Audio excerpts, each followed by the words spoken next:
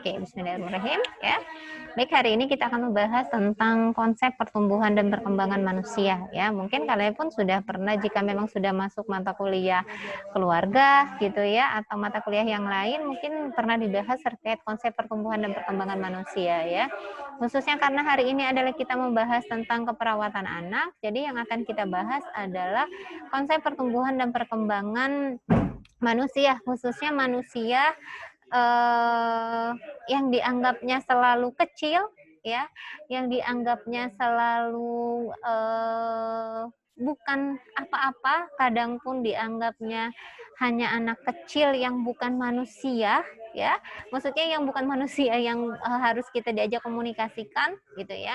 Mungkin kalian dulu pada saat masih kecil, misalkan orang tuanya mendiskusikan terkait masa depan kalian dan lain sebagainya. Kadang kalian ada sistem keluarganya yang memang mengajak anak tersebut untuk diskusi, ya. Ada juga yang keluarganya yang memang tidak mengajak anaknya untuk diskusi, gitu ya. Ada juga yang selalu menganggapnya, oh jangan kan kamu anak kecil, jangan dengerin cerita orang tua, gitu ya. Jangan ikut campur terkait cerita orang tua. Tapi sebenarnya adalah konsep itu harus kita ubah. Kenapa? Anak kecil itu dia juga manusia, ya.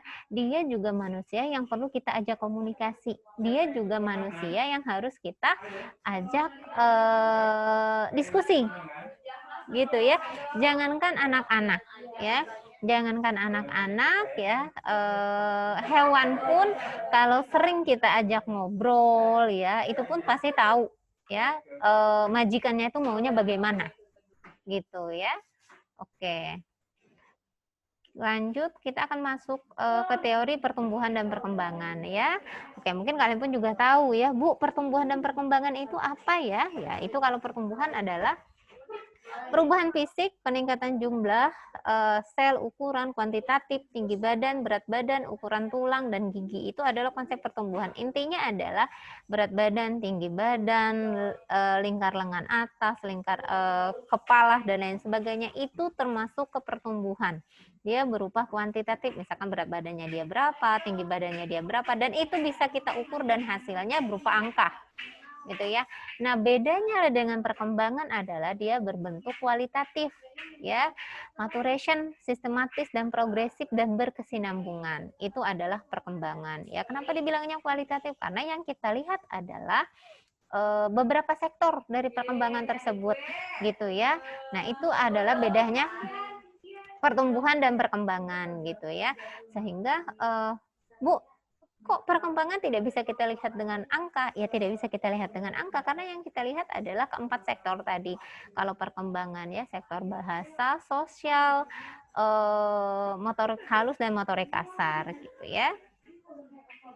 Nah, ini adalah konsep tumbuh kembang ya. Kalau misalkan Bu pusing Bu, intinya itu kalau tumbuh itu berhubungan sama fisik Bu ya. Kalau kembang itu berhubungan sama bertambahnya kemampuan ya, bertambahnya kemampuan, bertambahnya fungsi organ tubuh ya. Itu adalah perkembangan. Nah, itu ya. Kalau misalkan kalian bingung dan lain sebagainya, seperti itu saja nge-save-nya. Kalau tumbuh itu adalah berhubungan sama berat badan, tinggi badan, kalau perkembangan itu berhubungan dengan kemampuan. Nah, kalau kalian nanya, anaknya udah tumbuh ya, gitu. Tumbuh emang tumbuh-tumbuhan Bu, gitu ya. Berarti yang kita ukur adalah berat badan, tinggi badan, lingkar lengan atas ya, lingkar kepala, itu yang kita ukur. Oh, anaknya perkembangannya seperti apa? Yang dia tanyakan adalah anaknya udah bisa, misalkan gini, anaknya udah bisa merangkak atau belum? Dia sudah melewati fase-fasenya belum? Misalkan fase oral, anal, dan lain sebagainya. Anaknya udah bisa jalan belum? Nah, itu masuknya ke perkembangan, gitu ya. Nah, ini adalah ciri-ciri tumbuh kembang ya. Yang kita lihat adalah perubahan dalam aspek fisik dan fisikis ya. Perubahan dalam proporsi, lenyapnya tanda-tanda yang lama, diperolehnya tanda-tanda yang baru. Jadi yang kita lihat itu adalah dari fisiknya. Dia yang tadinya bayi ya, bayi yang tidak bisa apa-apa ya, dia mulai bisa, yang tadinya hanya suaranya bisa menangis, semakin meningkatnya usia, semakin bertambahnya usia, dia udah mulai ngoceh-ngoceh, udah mulai bisa diajak tersenyum, ya, udah bisa mendengar suara kerincing gitu ya. Terus perubahan proporsinya, ya tadinya dia hanya lahirnya 2,6 kilo ya, 1 bulan dia sudah jadi 3 kilo atau 4 kilo sampai seterusnya, sehingga sampailah kepada masa kita yang sekarang gitu ya. Terus lenyapnya tanda-tanda yang lama ya, kalau misalkan yang tadinya dia hanya bisa menangis ya, neonatus kan hanya bisa menangis tuh 0 sampai 28 hari gitu ya. Setelah itu dia udah mulai ngoceh-ngoceh, Bu, emang hilang Bu nangisnya? Nggak hilang ya, dia tetap menangis, tapi nangisnya biasanya berkurang gitu ya. Terus diperolehnya tanda-tanda baru, oh ternyata anaknya bukan hanya bisa menangis, tapi anaknya juga sekarang udah bisa mendengarkan kerincing-kerincing, atau anaknya sekarang sudah bisa ngoceh gitu, misalkan dia sudah bisa mengeluarkan suara, oh ternyata dia sudah mulai bisa menghisap jempolnya gitu ya. Oh semakin kita, oh ternyata dia sudah bertumbuh ya, 6 bulan 7 bulan ternyata giginya sudah ada, dia udah mulai belajar duduk, merangkak dan lain sebagainya gitu ya. Nah, ini adalah prinsip-prinsip tumbuh kembang ya. Proses yang teratur, berurutan, rapi dan kontinu ya, maturasi, lingkungan dan faktor genetik. Terus pola yang sama, konsisten dan kronologis dapat diprediksi ya. Variasi waktu muncul onset ya, lama dan efek dari tiap tahapan tumbuh kembang mempunyai ciri khas masing-masing. Nah, kalau ini adalah prinsipnya. Tetapi ya, kalau berat badan itu memang kita sudah ada patokannya, dia normal dan lain sebagainya. Harusnya setiap anak itu pencapaian target berat badan, tinggi badannya itu memang sudah ada patokannya. Harusnya dia lahir itu 2,6 kilo, 2,5 ya. Kalau di bawah 2,5 berarti dia berat badannya kurang gitu ya. Nah, tapi setiap perkembangan anak itu jangan kita samakan. Dia berbeda-beda, pencapaian anak tersebut berbeda-beda biasanya. Misalkan gini, anak A dia 10 bulan, 11 bulan udah bisa jalan. Ada yang jalannya di usia 16 bulan. Nah, tetapi harusnya memang berjalan itu maksimal kan 18 bulan itu masih bisa dikatakan normal. Kalau sudah lebih dari 18 bulan baru kita harus konsultasi dulu ke poli tumbuh kembang ya, sehingga apakah memang ada masalah dari anatominya atau memang tingkat keberanian anak tersebut yang memang kurang, itu yang harus kita perhatikan juga. Tapi jangan sesekali kita, kok anaknya belum jalan ya di usia segini, anak tetangga udah jalan kok, ponakan saya juga udah jalan dari usia 9 bulan ya, atau dari usia 10 bulan udah jalan kok, ini udah lebih dari 1 tahun belum jalan gitu. Nah, jangan disamakan, setiap anak tuh berbeda-beda gitu. Biasanya memang dalam 4 sektor itu dia ada salah satu sektor itu pasti dia ada yang lebih menonjol gitu. Misalkan dia sektor bahasanya ya, motorik halusnya atau motorik kasarnya gitu. Setiap anak berbeda-beda. Asalkan atau memang dia masih masuk ke dalam rentang normal dalam pemeriksaan Denver-nya gitu ya. Oke. Kita lanjut. Nah, ini adalah faktor-faktor yang mempengaruhi tumbuh kembang. Ya, faktor-faktor yang mempengaruhi tumbuh kembang, yang pertama itu adalah faktor genetik atau faktor keturunan, ya. Yang kedua itu adalah faktor eksternal atau lingkungan, ya. Yang faktor eksternal atau lingkungan itu berupa keluarga, kelompok, teman sebaya, ya, pengalaman hidup, kesehatan, dan lingkungan tempat tinggal. Nah, faktor keturunan itu biasanya, faktor genetik itu biasanya misalkan warna kulit, ya, jenis kelamin, nah pertumbuhan fisik, ya, sikap tubuh dan beberapa keunikan psikologis seperti misalkan seorang anak yang temperamen gitu. Biasanya salah satu orang tuanya memang ada yang temperamen, dan itu selama diasuh anak tersebut, kenapa dia bisa jadi temperamen? Karena dia melihat apa yang dilakukan oleh orang tuanya, biasanya seperti itu ya. Tapi kalau untuk pertumbuhan fisik, ya, pertumbuhan fisik ini kan sekarang lagi banyak stunting ya. Sebenarnya pertumbuhan fisik ini bisa dikatakan faktor keturunan ya. Akan tetapi faktor keturunan ini bisa kita perbaiki ya, asalkan selama persiapan masa kehamilan gizinya baik pada ibu tersebut, masa kehamilan pada saat hamil juga gizinya baik, ya, makan makanan selalu gizi seimbang, vitamin dan lain sebagainya. Pada saat menyusui, anaknya disusui pun anaknya lahir, ASI eksklusif selama 6 bulan, ASI sampai 2 tahun dan diberikan gizi seimbang, ya. Nah, sampai 2 tahun dilihat, ya. Kalau misalkan sampai 2 tahun itu semuanya sudah diberikan secara maksimal, ya, baik gizi dan lain sebagainya, jika memang tinggi badannya memang anak itu tetap di bawah teman-temannya, berarti memang karena faktor keturunan, gitu ya. Tapi jika memang selama proses persiapan kehamilan, hamil, di anaknya lahir sampai dia selesai ASI sampai 2 tahun itu tidak dimaksimalkan, nah bisa kita patahkan berarti bukan hanya faktor keturunan, tapi karena gizi yang selama ini diberikan ke anak tersebut tidak maksimal, gitu ya. Oke, ini adalah faktor genetik. Yang kedua itu adalah faktor eksternal, ya. Faktor eksternal itu lingkungan. Nah, ini juga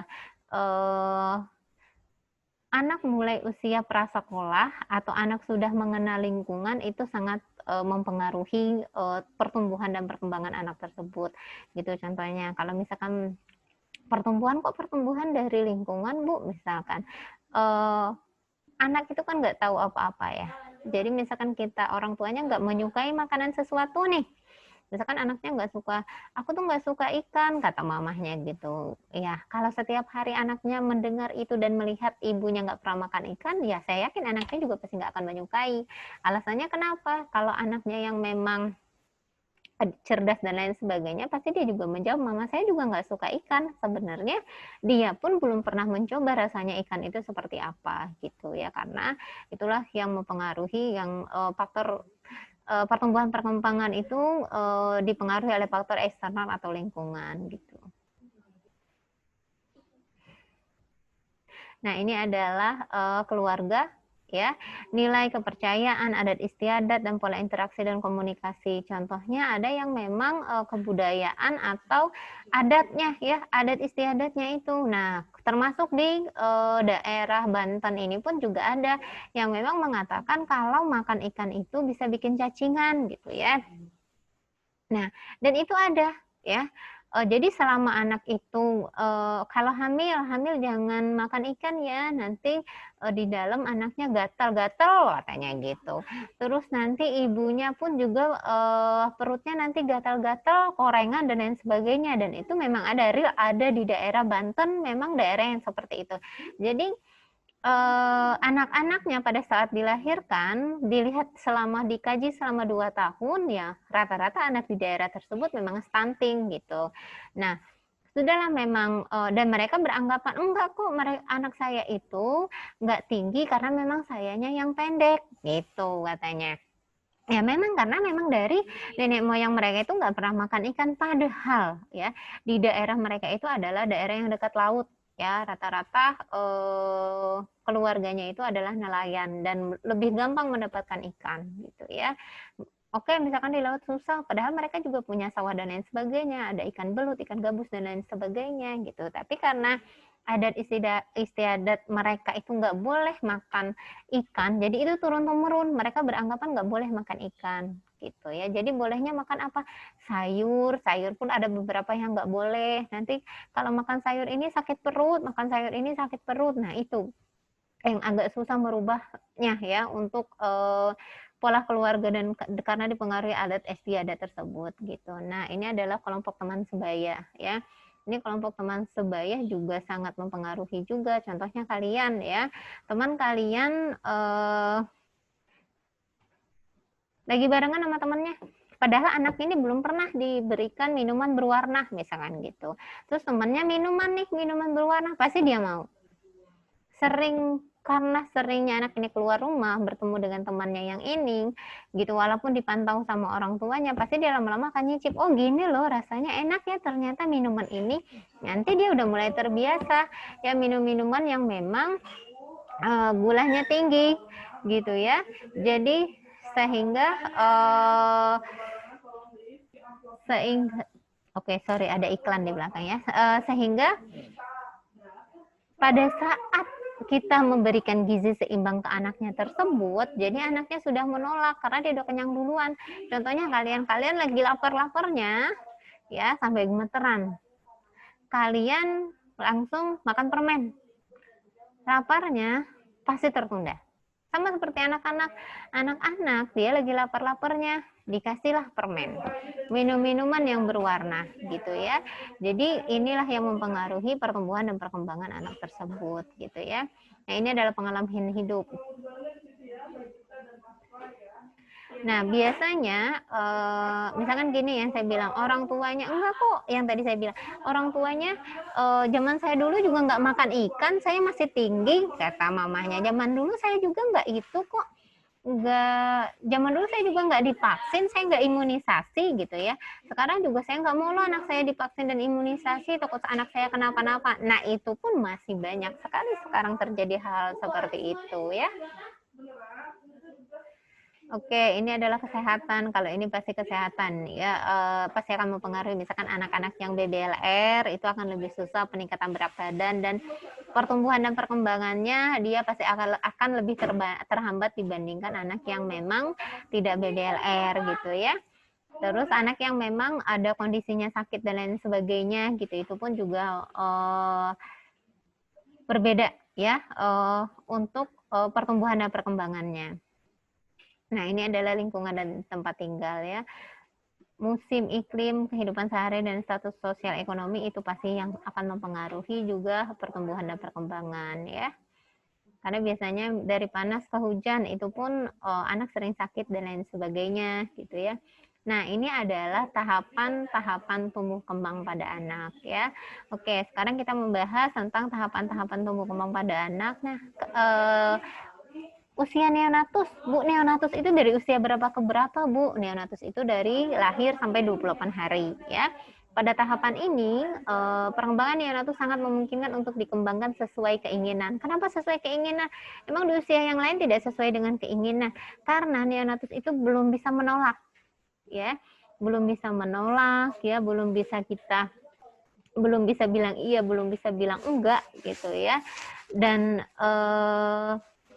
kita pun bisa untuk kenapa kok bisa dibilang sesuai dengan keinginan? Nah, kita bisa lebih banyak memberikan ASI kepada anak tersebut, gitu ya. Dan kebutuhan anak tersebut ASI-nya ke ibunya itu pasti sangat membutuhkan, sangat ketergantungan sama ibunya, gitu. Nah, itu adalah dan jam tidurnya pun masih bisa kita atur, ya. 2 jam sekali dia menyusui, ya. Setelah 2 jam anaknya tidur ya. Setelah itu kita susuin lagi, itu dia masih bisa mengikuti pola kita ya. Nah, tindakan keperawatan atau implikasi keperawatan yang bisa kita lakukan apa, Bu? Kita bisa membantu orang tua untuk mengidentifikasi dan menemukan kebutuhan yang tidak ditemukan. Misalkan gini, biasanya di tahap neonatus ini ibu pun sedang belajar menjadi menerima kedatangan anggota keluarga baru ya, meskipun dia dengan orang tua dengan perawat dan lain sebagainya tetap akan berbeda ya. Dia harus mengurus anaknya ya, yang tadinya dia hanya sendiri sekarang dia harus mengurus bayinya, cara menyusuin seperti apa. Masih kaget yang selama ini masih bisa malam-malam nonton film Korea, ternyata kalau sudah punya anak nggak bisa, jadi harus menyusui ya. Tidur, kualitas tidur pun juga berkurang gitu ya, jadi benar-benar dimaksimalkan. Nah, ini adalah peran kita sebagai perawat, yaitu membantu atau mengidentifikasi ya kebutuhan yang memang dibutuhkan oleh ibunya. Nah, ini adalah bayi usia 1-3 bulan ya. Bayi tersebut sudah bisa mengangkat kepala ya, mengikuti objek dengan mata, melihat dengan senyuman, bereaksi dengan suara atau suara atau bunyi, mengenal ibunya dengan penglihatan, penciuman, pendengaran, dan kontak, ya, menahan barang yang dipegangnya, mengoceh dengan spontan atau bereaksi dengan mengoceh ya. Jadi pada saat 1-3 bulan ini anaknya sudah mampu untuk mengangkat kepala, yang tadi saya bilang mengangkat kepala, dia sudah bisa mengikuti objek dengan mata, melihat dengan senyuman gitu ya. Ini anak-anak yang sudah bisa tahapan atau perkembangan yang bisa, baik pertumbuhan atau perkembangan yang bisa dilakukan oleh anak 1-3 bulan gitu. Jadi kita udah bisa pada saat kita anaknya tidur, kita lihat kan warna merah, dia sudah bisa mengikuti, matanya mengikuti warna tersebut gitu ya. Kalau kalian bunyiin kerincing-kerincing pun dia sudah bisa mendengar. Jadi dia sudah bisa mengikuti mengikuti arah suara tersebut gitu ya. Apabila misalkan kita kasih pegangan pada saat di tangannya, dia sudah bisa menggenggam dengan erat. Nah, ini adalah bayi usia 3-6 bulan, dia sudah mampu mengangkat kepala sampai 90 derajat, ya, mengangkat dada dengan bertopang tangan, belajar meraih benda-benda yang ada dalam jangkauan atau di luar jangkauan, ya, menaruh benda-benda yang di mulutnya, berusaha memperluaskan lapang dada, tertawa dan menjerit karena gembira bila diajak bermain, terus mulai berusaha mencari benda-benda yang hilang. Nah, ini sudah bisa dilakukan atau yang bisa kita nilai juga pada bayi usia 3-6 bulan. Nah, ini di usia 6-9 bulan ya, dia sudah bisa duduk tanpa dibantu ya, tengkurap atau berbalik sendiri, merangkak meraih benda atau mendekati seseorang, memindahkan benda dari satu tangan ke tangan yang lain, memegang benda kecil dengan ibu jari dan jari telunjuk, dan bergembira dengan melempar benda-benda, terus mengeluarkan kata-kata tanpa arti, serta mengenal muka anggota keluarganya ya, dan takut pada orang lain. Jadi pada saat bayi usia 6-9 bulan ini, kita sudah lebih susah untuk misalkan ponakan kalian ya, jarang ketemu kalian, pasti belum tentu ponakan kalian pun juga mau sama kalian, karena yang dia kenal biasanya hanya ibu dan ayahnya saja atau pengasuhnya yang di rumah. Nah, kalau usia 9-12 bulan ya, berdiri sendiri tanpa bantuan, biasanya mereka sudah mulai berjalan ya, udah bisa menirukan suara dan sudah mengerti perintah yang sederhana ya dari kita. Itu terus implikasi keperawatan yang bisa kita lihat adalah mengontrol lingkungan sekitar bayi sehingga kebutuhan perkembangan fisik dan psikologis bayi dapat terpenuhi dengan baik gitu.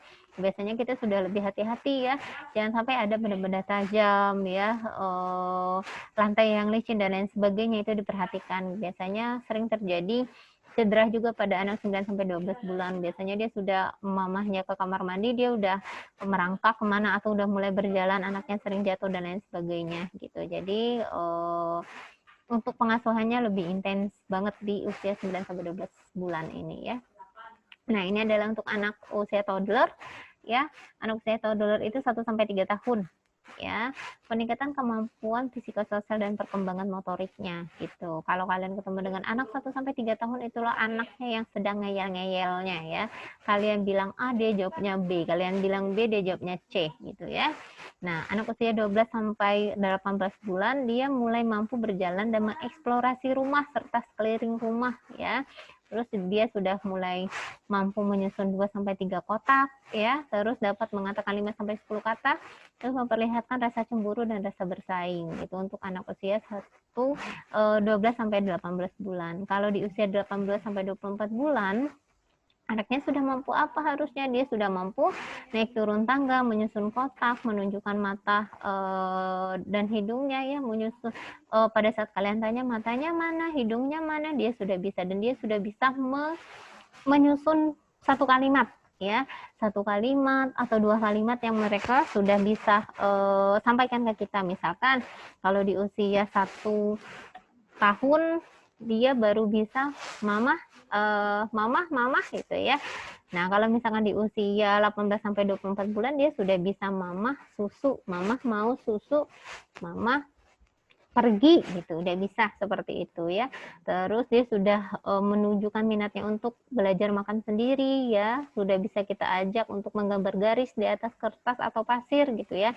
Biasanya 18-12 bulan, apalagi anaknya sudah mulai berjalan, tembok rumahnya biasanya berwarna-warni ya, pasti dicoret-coret sama anaknya ya. Dulu kalau kalian silahkan tanya ke mama kalian, dulu kalian difasilitasi untuk itu atau tidak gitu ya, atau nggak boleh coret-coret ya, coret-coretnya di sini gitu ya. Terus anak sudah mulai belajar untuk mengontrol buang air besar dan buang air kecil. Nah, di usia ini kita sudah bisa dari usia 1-3 tahun kita sudah bisa mengajarkan toilet training ya, atau belajar BAB dan BAK di kamar mandi gitu. Terus menaruh minat kepada apa yang dikerjakan oleh orang yang lebih besar. Misalkan gini, kalian punya ponakan, kalian lagi ngerjain tugas di laptop, pasti pun dia mau ikutan. Gitu ya, kalian nulis, kalian sedang mengerjakan PR, kalian membuat laporan pendahuluan atau membuat tugas, pasti pun dia juga pengen ikut gitu ya. Oke, terus memperlihatkan minat kepada anak yang lain dan bermain dengan mereka. Jadi mereka di usia 1 sampai 3 tahun dan 18 sampai 24 bulan ini anaknya sudah mau diajak kalau bermain bareng dan lain sebagainya gitu. Dia sudah mulai, karena sudah mulai paham komunikasi ya, sudah mulai paham instruksi, apa yang kita katakan, apa yang kita instruksikan, dia sudah bisa melakukan. Nah, ini adalah anak usia 2-3 tahun ya. Dia sudah bisa berlari, meloncat gitu ya.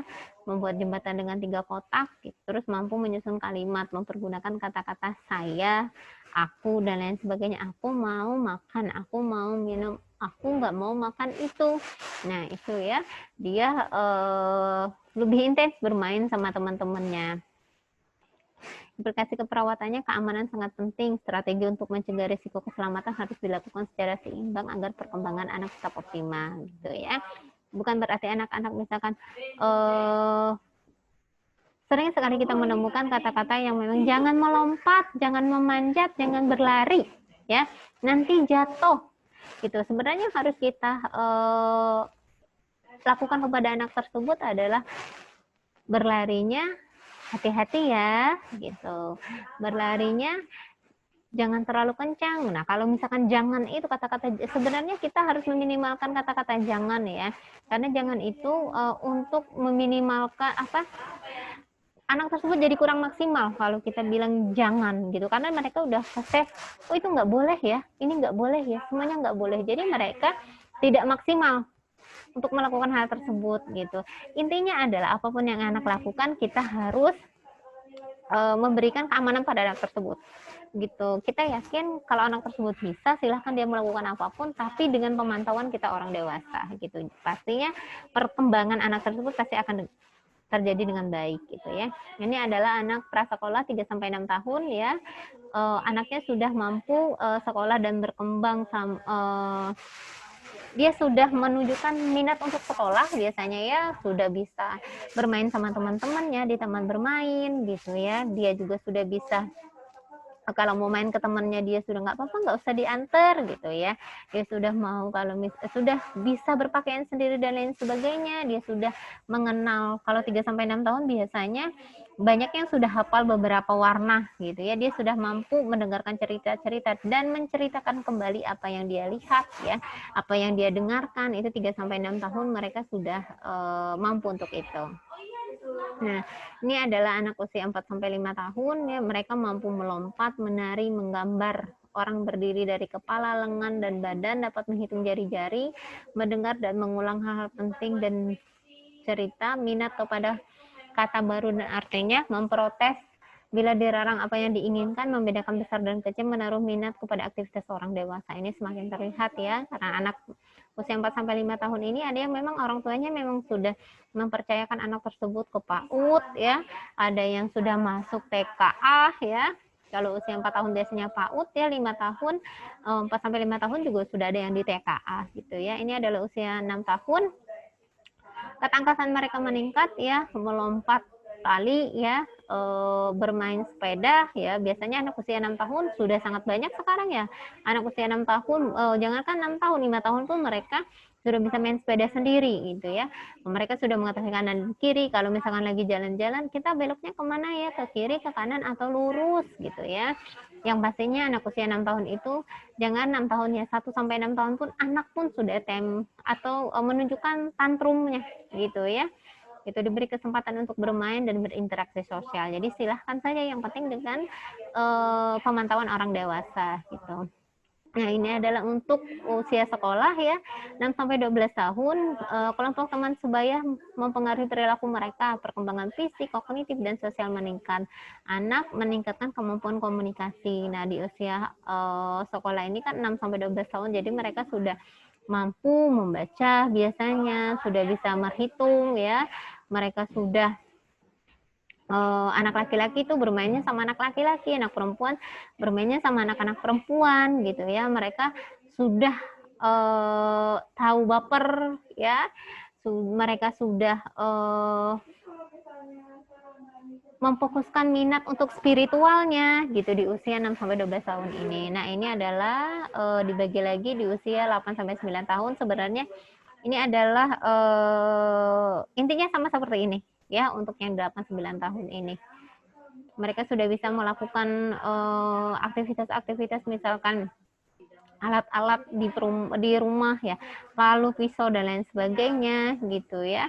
Terus mereka lebih ke ada yang memang menyukai permainan berkelompok, ada juga yang mereka memang mencari teman-teman yang memang saya maunya temannya sama yang ini, saya mau temannya sama yang ini gitu ya. Biasanya kalau anak-anak yang motorik kasarnya itu baik, berarti dia memang lebih suka berteman sama anak-anak yang memang motorik kasarnya baik gitu ya. Misalkan gini, anaknya sukanya lari gitu ya, dia pasti akan cari teman-teman yang mau diajak lari gitu ya.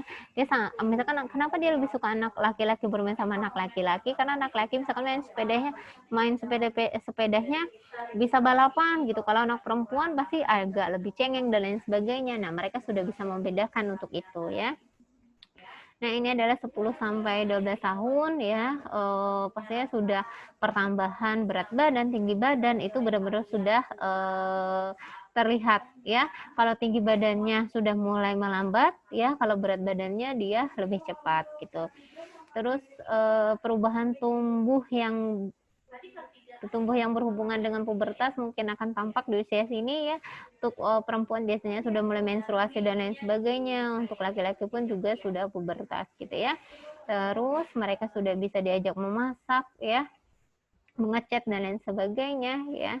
Terus mereka mulai tertarik dengan lawan jenis. Ini biasanya di 10 sampai 12 tahun gitu ya. Jadi mereka udah tahu, oh ya cowok itu ganteng ya gitu. Jadi sudah mulai biasanya si Yeni pacarannya sama Jono misalkan gitu ya, padahal itu mereka juga nggak tahu arti pacaran, tapi mereka sudah tahu, sudah mulai tertarik, oh iya itu ganteng ya gitu. Jadi sudah mulai ke tahap itu.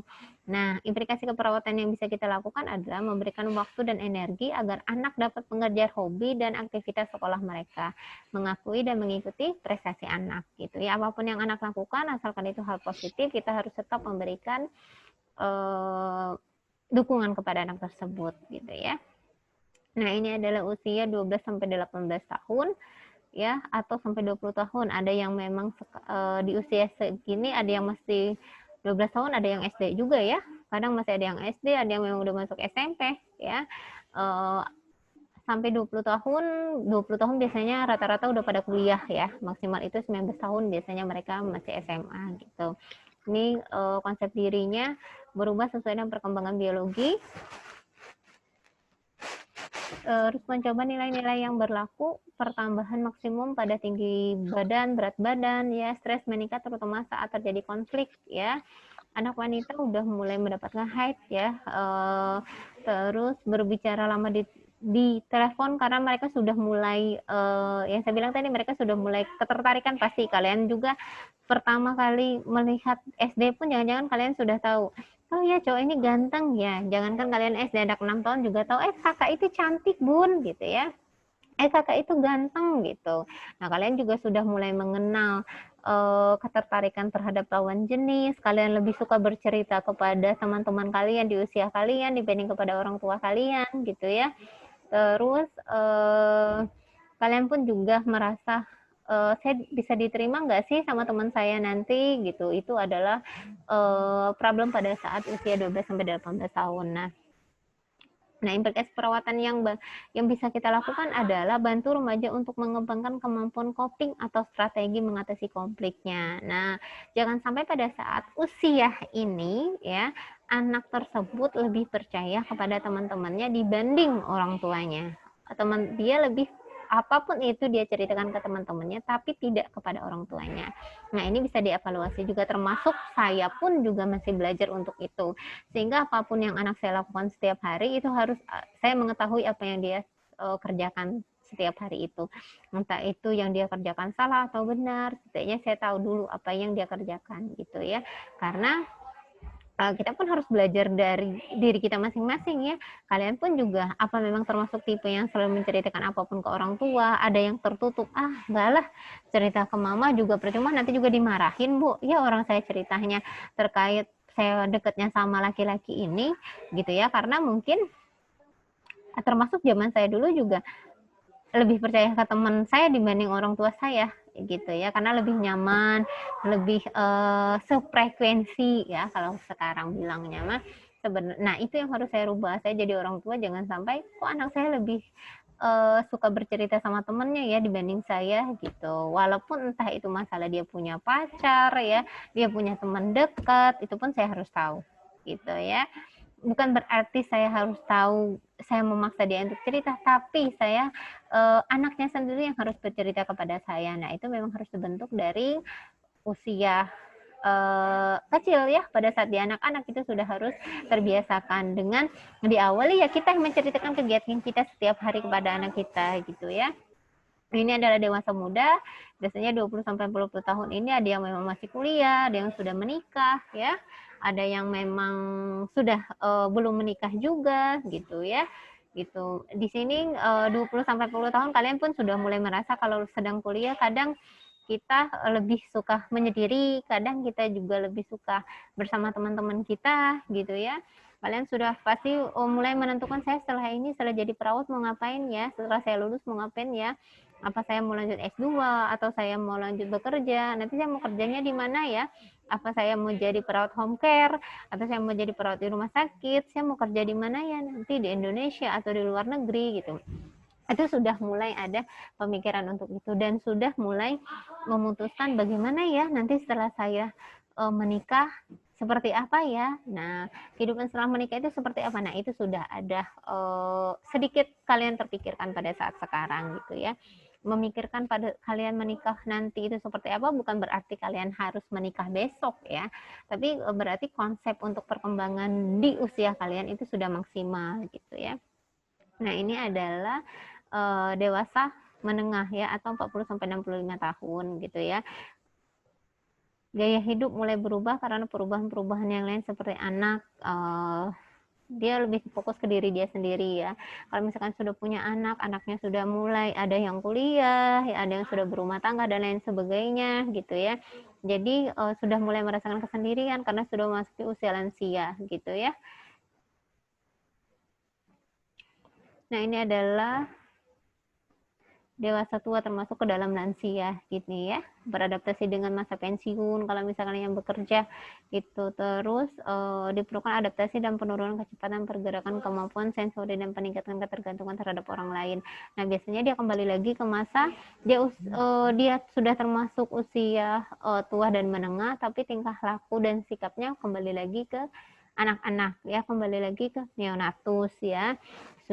Mereka kehilangan pendengaran, penglihatan dan lain sebagainya. Pada saat di usia tua ini, fungsi perawat adalah menemani, berinteraksi, ya, mengingatkan, gitu ya, mengingatkan keluarganya dan lain sebagainya, gitu ya. Nah ini ini adalah usia, ya, perkembangan sesuai dengan usia. Nah, teori perkembangan itu banyak ya. Nah, ini termasuk ke dalam teori-teori perkembangan ya. Menurut Robert itu ada 6 ya. Masa kanak-kanak ya, masa bayi dan kanak-kanak awal, masa sekolah, masa remaja ya, dewasa muda, dewasa lanjut dan usia lanjut. Ini menurut Robert ya. Ada lagi menurut yang lainnya gitu ya. Sebenarnya hampir sama seperti yang tadi ya. Ini hanya dia dibedakan hanya masa bayi dan masa anak-anak. Tadi kalau tadi yang kita bahas dia ada neonatus usia segini-segini, masuk usia anak itu 1-3 tahun dan lain sebagainya. Tapi kalau menurut Robert ini dia ada masa bayi dan kanak-kanak ya, ada masa sekolah, hampir sama ya.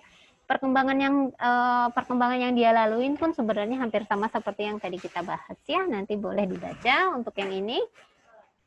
Terus ini masa remaja sama seperti tadi ya, pencapaian kemandirian dan lain sebagainya ya, emosi ya. pencapaian kemandirian emosi dari orang tua dan orang lain ya, sudah mulai bertanggung jawab, memilih dan mempersiapkan pekerjaan, kalian sudah memikirkan untuk itu gitu ya. Ini adalah dewasa muda, kalian sudah memilih pasangan, sama seperti yang tadi, hanya saja pembagiannya saja yang membedakan gitu. Tapi untuk tahapan perkembangan yang kita capai itu sama seperti yang tadi. Oke? Oke ya, nanti ini bisa boleh dibaca ya. Oke, ini adalah lanjut usia seperti tadi. Biasanya sebenarnya sama seperti tadi ya. Biasanya lanjut usia itu bisa jadi yang awalnya dia masih punya pasangan, terus kehilangan pasangan, anaknya sudah menikah semua, jadi di rumah dia tinggal sendiri gitu. Nah, ini adalah teori perkembangan psikoseksual menurut Sigmund Freud ya. Nah, ini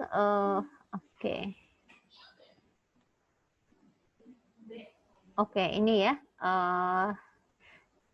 tahap oral dan sensorinya ya, lahir sampai usia 12 bulan. Nah, ini menurut teori Sigmund ya. Ini adalah tahap oral dan sensorinya adalah aktivitas melibatkan mulut, perasaan defendant, dan lain sebagainya. Individu yang verifikasi kesulitan mempercayai orang lain, sama seperti yang tadi, hanya saja dia disatukan dalam dari lahir sampai 12 tahun. Itu pembagian menurut Sigmund. Tapi target-target yang dia capai di sini sama seperti yang kita bahas sebelumnya. Nah, ini adalah tahap anal ya, muskularnya ya. Gitu. Ini pada saat oral sensor ini dia sudah mengenal tahap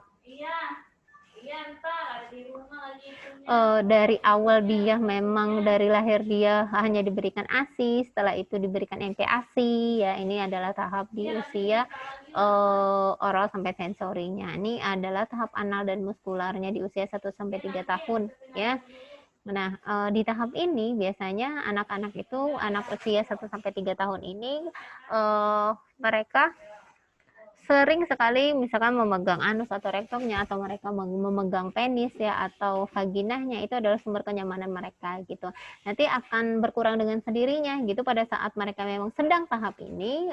Kita cukup memperlihatkan yang penting tangannya bersih dan lain sebagainya, dan itu tidak melebihi jangan sampai merusak. Maksudnya gini, dia sedang, karena mereka memang sedang nyaman dan sumber kenyamanan mereka adalah pegang anus, rektum, dan lain sebagainya, karena mereka sudah mulai ketertarikan di situ. Oh ya, saya punya penis, saya punya vagina gitu. Mereka sudah mulai tertarik di situ gitu ya.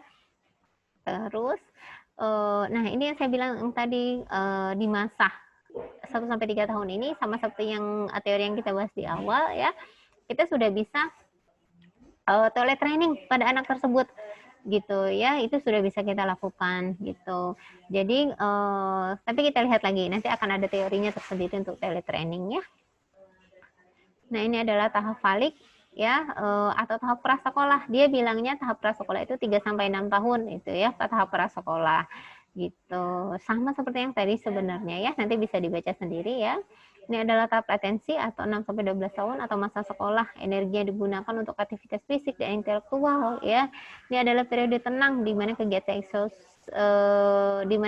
seksual tidak muncul pada saat tidur gitu ya. Anak mungkin terikat dengan aktivitas erogenius atau perasaan erotik ya dengan teman sebaya yang sama jenis kelaminnya. Jadi mereka sudah mulai memilih, oh ya saya mau mainnya sama teman saya yang ini. Jadi kalau misalkan kok laki-laki mainnya sama perempuan ya, hei jangan-jangan kamu ini. Nah, udah mulai ada kata-kata seperti itu, dan itu udah mulai nge-save di mereka gitu ya.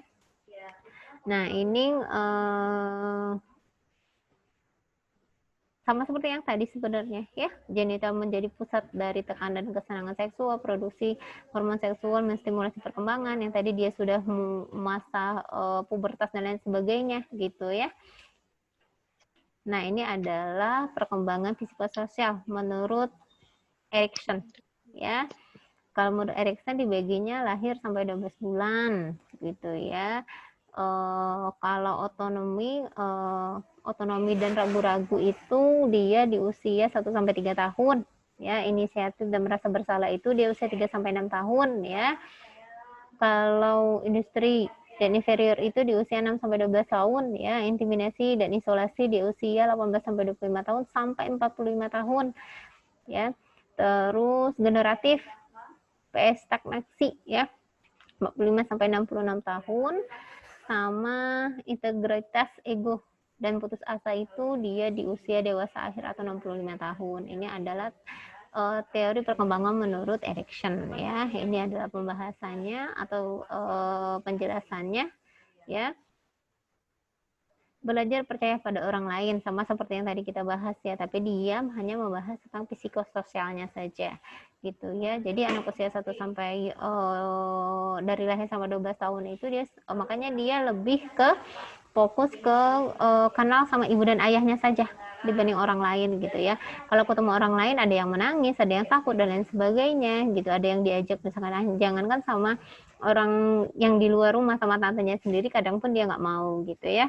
Dia hanya percaya sama orang-orang yang setiap hari dia temui gitu ya, selalu misalkan selalu gendong dia dan lain sebagainya gitu ya.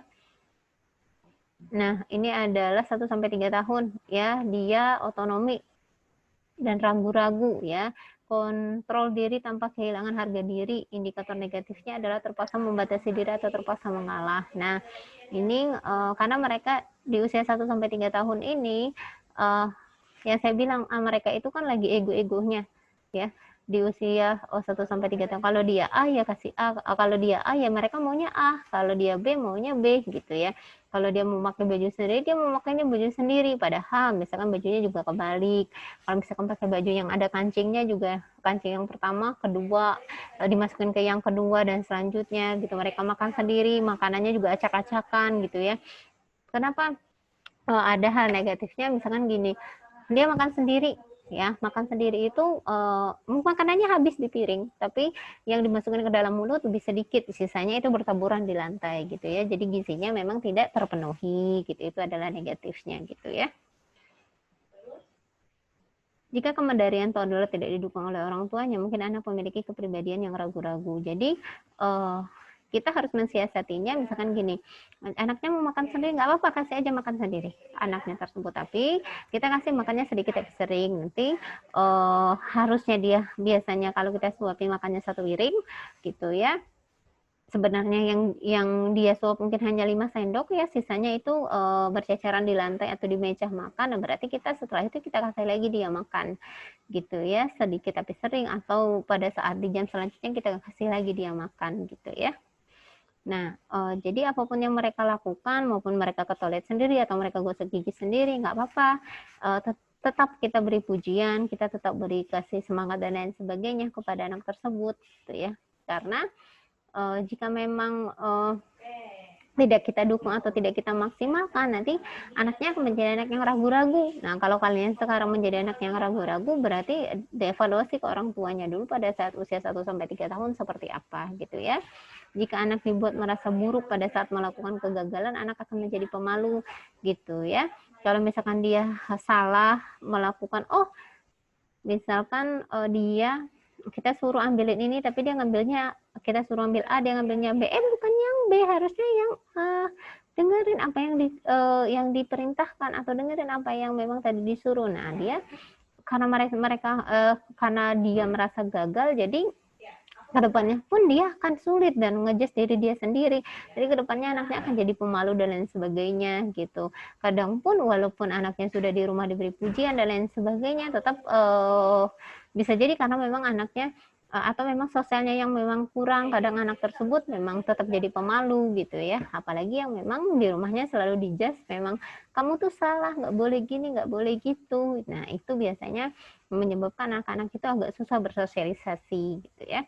Terus ini adalah inisiatif dan merasa bersalah. Yang indikator positifnya adalah mempelajari tingkat ketegasan dan tujuan mempengaruhi ketegasan dan tujuannya mempengaruhi lingkungan, mulai mengevaluasi kebiasaan atau perilaku diri sendiri. Ini adalah positifnya. Terus negatifnya adalah kurang percaya diri, pesimis, dan takut salah. Pembatasan dan kontrol yang berlebihan terhadap aktivitas pribadi. Nah, biasanya kalau misalkan positif dan negatifnya adalah dia bisa melakukan apapun di lingkungannya secara sendiri biasanya gitu. Tapi negatifnya adalah kadang kalau misalkan ini tidak kita lakukan dengan maksimal atau kita tidak berikan implikasi kita sebagai orang tua atau sebagai perawat yang maksimal atau orang tuanya yang memang tidak memahami ini, biasanya anaknya bisa kurang percaya diri ya, karena untuk memulai pun dia sudah takut duluan gitu ya. Nah, kalau bisanya misalkan dia mencoba hal-hal baru gitu ya, atau dia misalkan gini, dia mencoba hal-hal baru, ternyata dia ketertarikannya misalkan memasak, misalkan anak perempuan, dia ketertarikannya memasak, oh ternyata pada saat ngaduk tepungnya dia airnya terlalu banyak gitu, tapi orang tuanya langsung bilang harusnya airnya jangan banyak-banyak, jadinya kan harus ditambah lagi tepungnya, jadinya kan salah. Nah, itu adalah ngejas ya, jadi anaknya ya kan harusnya sebenarnya, dan di awalnya pun tidak dikasih tahu sama orang tua, harusnya misalkan air tepungnya 3 sendok, airnya setengah sendok misalkan begitu. Dan itu pun tidak dikasih tahu karena memang anaknya mencoba hal baru. Setelah dia mencoba hal baru ternyata salah gitu, dan itu pun dikat sama orang tuanya, itulah bisa menjadi keindikator yang negatif kepada anaknya tersebut gitu ya. Oke, ini adalah industri dan inferior ya. Nah, ini anak-anak bisa melakukan misalkan gini, 6 sampai 12 tahun ini kan mereka sudah mulai sekolah ya. Jadi pengaruh yang terbesar itu adalah guru dan sekolah gitu. Apapun yang mereka lakukan di sekolah itu pun harus kita hargai, dengan pencapaian mereka di sekolah itu harus kita hargai, asalkan itu hal-hal yang positif gitu ya. Nah, kalau misalkan dia di depan, dia misalkan disuruh sama gurunya untuk tugas sekolahnya adalah cari di lingkungan sekolah itu misalkan daun-dedaunan. Nah, setelah itu dipresentasikan di depan kelas gitu. Ternyata anak ini salah nih dalam mempresentasikan. Nah, biasanya dia lebih ke, oh ya saya tuh salah dan lain sebagainya. Nah, bisa di sini adanya bully dan lain sebagainya gitu ya. Itu juga bisa mempengaruhi perkembangan anak tersebut. Berarti dia kadang dia setelah itu nggak mau lagi sekolah dan lain sebagainya karena beranggapan dia nggak bisa ya, dia nggak mampu gitu, dia nggak bisa bersaing dan lain sebagainya gitu. Nah, kalau misalkan itu terjadi pada anak tersebut ya, makanya kadang ada orang tua yang memang memilih sekolah-sekolah yang memang minimal sekali untuk bullying itu. Misalkan gini, dengan satu kelas itu hanya 5 orang atau 10 orang misalkan gitu ya, sehingga gurunya bisa intens sama anak tersebut, karena yang berpengaruh besar adalah bully itu ya, sangat sekarang itu masih banyak sekali ya. Jangankan itu, anak TK pun sudah tahu, sudah bisa membuli temannya. Kemarin kamu nggak bisa ya, kamu nggak bisa gitu. Aku kemarin udah bisa loh. Nah, ada yang seperti itu pun juga ya. Nah, itu harus kita lihat dan harus kita evaluasi juga, karena itu pasti akan mempengaruhi perkembangan anak ya. Nah, identitas dan bingung peran ya. Indikator positifnya adalah menghubungkan sesuatu dengan perasaan diri, merencanakan aktualisasi diri gitu ya, kebingungan, ragu-raguan, tidak menemukan identitas diri. Nah, ini yang sangat berbahaya ya. Jadi kenapa anak yang di usia 1 sampai 3 tahun itu, kalau perempuan memang harus dia dekat sama kalau misalkan di sebelum usia 1 tahun itu, 1 tahun 2 tahun biasanya misalkan anak perempuan itu dia jauh lebih dekat kepada ayahnya ya. Terus kalau usia anak laki-laki sebaiknya harus dekat sama ibunya. Nah, setelah di usia 1 sampai 3 tahun harus kembali perannya dia sebagai laki-laki atau perempuan. Jadi dia juga kalau misalkan laki-laki, dia harus tahu laki-laki itu seperti apa, dia harus dekat sama ayahnya juga gitu ya. Jadi dia tahu aktivitas laki-laki itu seperti apa gitu. Jangan sampai pada saat usia segini dia malah bingung, saya itu jadi apa ya, perempuan atau laki-laki gitu, karena terlalu sering misalkan anak laki-laki terlalu sering bergaul sama anak perempuan gitu. Jadi dari segi mainan dan lain sebagainya, perasaan dan lain sebagainya, jadi malah ikut ke anak perempuan gitu ya. Pada saat kedepannya malah bingung, sebenarnya saya itu apa ya gitu ya, itu lebih bahaya lagi ya. Oke, ini adalah intimasi atau intimasi versus isolasi ya. Jadi pada saat usia 18 sampai 25 tahun sampai 45 tahun ini dia sudah berhubungan sama pekerjaan ya, gaya hidup dan lain sebagainya gitu ya. Kalau positifnya dia sudah tahu saya harus kerja di sini, saya harus mampu berhubungan dengan orang lain. Tapi jika memang ini gagal ya, dia gagal mengembangkan diri dia sendiri ya. Mungkin dia juga belum punya pasangan dan lain sebagainya gitu ya. Dia belum mempunyai komitmen terhadap karirnya gitu ya. Itu akan mempengaruhi hal negatif kepada diri dia gitu ya. Nah, ini adalah generativitas dan stagnasi ya. Indikator positifnya adalah kreativitas, produktif, dan perhatian dengan orang lain. Negatifnya adalah perhatian terhadap diri sendiri dan kurang merasa nyaman. Nah, biasanya kalau hal positif yang bisa dilakukan ya yang tadi ya di usia segini sudah bisa produktivitas ya. Biasanya 40 sampai 60 tahun pastinya sudah punya pasangan, sudah punya keturunan dan lain sebagainya gitu ya. Nah, di usia segini juga sudah bisa membimbing orang lain karena memang sudah mempunyai anak gitu ya gitu. Tapi pada saat gagal di usia segini, pengaruh negatifnya adalah perhatian terhadap diri sendiri menjadi kurang gitu ya. Jadi kita kurang merasa nyaman, kurang merasa bahwa apalagi pada saat usia 65 tahun, kembali lagi ke konsep yang tadi, di usia 65 tahun kan udah kembali ke lansia, kembali ke anak-anak kembali gitu ya. Sedangkan tadinya dia punya suami, anak-anak, tetapi semuanya sudah meninggalkan dia dan dia sendirian di rumah gitu, kembali lagi ke tahap anak-anak kembali gitu ya. Ini integritas ego dan putus asa ya. Oke, nanti ini bisa sama seperti tadi masa lansia ya, melihat ke belakang dengan rasa puas dan menerima dan penerimaan hidup dan kematian. Ada yang memang jika memang semuanya di masa yang tadi dia sudah lewati dengan baik, dia akan merasa puas pada saat di usia lansia. Tapi pada saat memang ada tahapan yang memang dia tidak jalankan atau belum dijalankan di usianya sebelumnya, pada saat di lansia malah dia penuh penyesalan dan lain sebagainya gitu, putus asa dan lain sebagainya. Jangankan itu ya, yang memang semua tahap memang sudah dia lewati, tetapi pada saat lansia dia harus sendirian dan lain sebagainya pun orang lansia tersebut akan putus asa gitu ya. Ini adalah teori perkembangan kognitif ya, fase sensori motor ya, preoperasional ya, fase konkret dan operasional, dan fase formal ya. Nah, ini nanti bisa dibaca ya gitu. Ini adalah perkembangan kognitif Piaget ya, lahir sampai 2 tahun. Nah, tahapan satu yang saya lihat tadi, yang saya jelaskan tadi, dia itu lagi ngapain saja sih ya di tahapan-tahapan ini. Nah, di usia 1 bulan, tahap 1 adalah penggunaan aktivitas refleks moro dan lain sebagainya gitu ya. Nanti akan kita bahas pada saat BBL ya, bayi baru lahir, nanti akan ada pembahasan ini juga. Oke, ini adalah pre-operasional 2-7 tahun. Ini sama seperti yang tadi sebenarnya ya.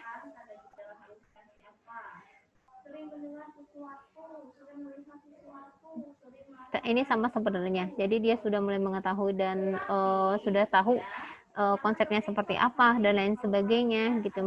Dia sudah bisa mengatakan saya, ini adalah saya, kamu gimana? Nah, itu karena egosentriknya sudah mulai terlihat di sini.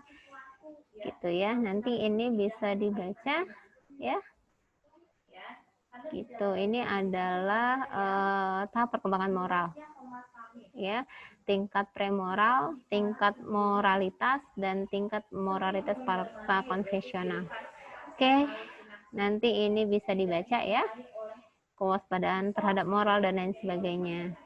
Oke. Bisa dibaca. Ini adalah aplikasi konsep tumbuh kembang dalam keperawatan ya. Teori perkembangan hanya menjadi salah satu aspek. Perawat perlu mengaplikasikan beberapa teori perkembangan untuk memahami tumbuh kembang kliennya. Yang tadi kita bahas itu hanya beberapa aspek ya, hanya beberapa teori perkembangan saja yang kita bahas di belakang. Tapi masih banyak teori perkembangan yang lain yang masih bisa dipahami oleh mahasiswa gitu ya. Tapi intinya sama ya. Setiap perkembangan itu hanya yang membedakan kalau misalkan konsepnya dia sektor sosialnya dia menurut siapa dari usia berapa, itu yang membedakan. Tapi apa saja yang dia lewati itu sama ya. Nanti akan dibahas lagi secara detail sebenarnya terkait pemeriksaan tumbuh kembangnya. Itu nanti di pertemuan selanjutnya kita membahas tentang pertumbuhan dan perkembangan juga dengan pemeriksaan Denver gitu ya. Oke, silahkan jika ada yang mau ditanyakan.